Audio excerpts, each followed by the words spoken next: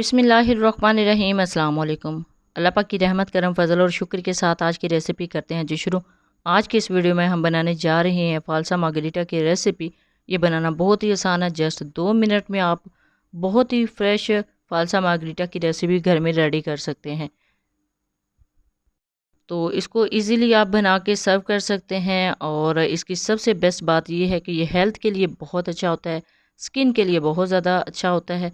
तो ये बनाना भी बहुत ही आसान है और बनाने के बाद आप इजीली इसको सर्व कर सकते हैं और बिल्कुल फ्रेश जो फालसा मार्गरीटा है वो रेडी हो जाएगा। तो चलते हैं जी तैयारी की तरफ। बिस्मिल्लाहिर्रहमानिर्रहीम। सबसे पहले ये देख लीजिए, मैंने तकरीबन 1 पाव फालसा ले लिया है। ये बिल्कुल फ्रेश है और फ्रेश पुदीने की पत्तियाँ ले ली हैं, भी बिल्कुल थोड़ी सी जाएंगी इसके अंदर। और इस रेसिपी का सीक्रेट इसके अंदर जाएगा जी काला नमक। काला नमक देख लें, इसका कलर है बिल्कुल थोड़ा सा पिंक शेप में होता है। और 3 से 4 टेबल स्पून चीनी। अब ये इंग्रेडिएंट है जी, सबसे पहले ब्लेंडर जग में ऐड करते हैं फालसा। बिस्मिल्लाहिर्रहमानिर्रहीम। और फालसा ऐड करने के बाद इसके अंदर जाएगी जी पुदीने की पत्तियाँ। बिस्मिल्लाहिर्रहमानिर्रहीम।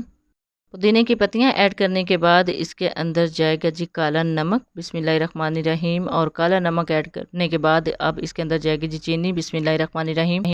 अब इसके अंदर ऐड करेंगे जी तकरीबन हाफ गिलास पानी। बिस्मिल्लाहिर्रहमानिर्रहीम। पानी ऐड करने के बाद बहुत अच्छे तरीके से आप इसकी ब्लेंडिंग कर सकते हैं।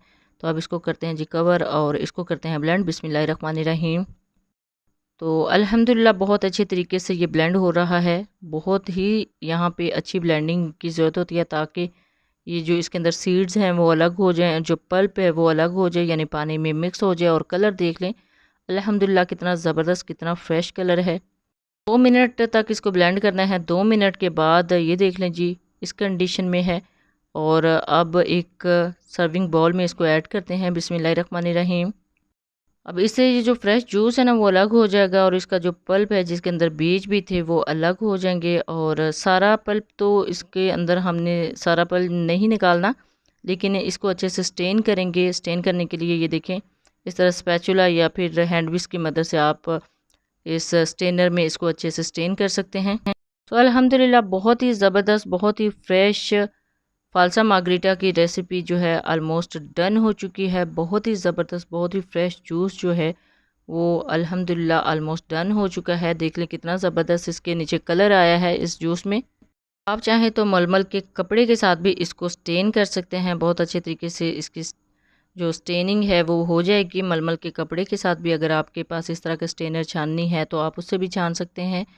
तो यहाँ पे ये देखिए जो गूदा अलग हो गया है। आप गूदे को अच्छे से दबा दबा के इसके अंदर जितना भी रस है वो निकाल लेंगे। रस निकालना बहुत ही आसान है। स्पैचुला की मदद से आप सारा जो रस है उसको सेपरेट कर सकते हैं। तो अब इसको करते हैं जी सर्विंग डिश में सर्व। बिस्मिल्लाहिर्रहमानिर्रहीम। इसके अंदर आइस क्यूब्स ऐड करेंगे।